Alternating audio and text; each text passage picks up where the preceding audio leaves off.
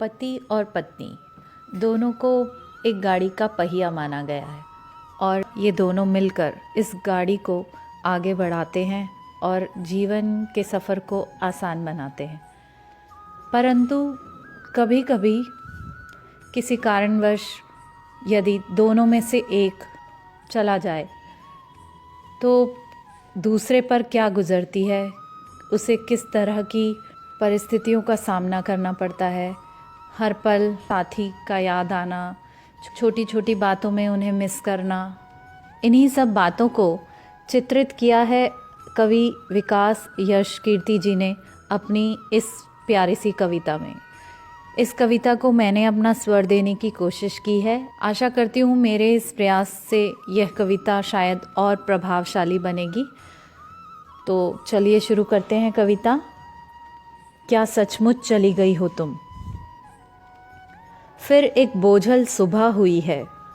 जीवन की घुटती सांसों और थके हुए कदमों को लेकर मैं मुश्किल से उठ पाया हूँ। ढूंढ रहा हूँ यूं ही आदतन टेबल पर धीरे से रखी गर्म चाय की उस प्याली को, जिसमें तुम मुस्कान डुबोकर चुपके से रखकर जाती थी।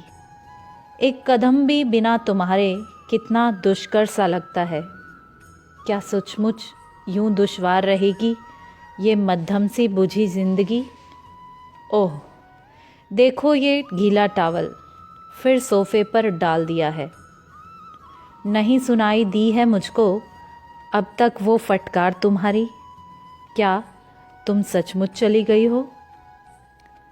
आधे मुंह को खोल के बैठा बेतरतीब सा पड़ा लैपटॉप धीरे से बुदबुदा रहा है, शायद मुझसे पूछ रहा है, क्या तुम सचमुच चली गई हो। बिना लड़े ही हार गया हूँ वो मीठी सी जंग रिमोट की। अक्सर जो चैनल की खातिर मुझसे होती रहती थी। ये गाड़ी का गियर लिवर भी चुभने लगा है इन हाथों में। सुंदर वो एहसास कहाँ है। हाथों में ले हाथ तुम्हारा मीलों तक गियर पर रखकर यूं ही हम चलते रहते थे। लगता है कुछ शेष नहीं है।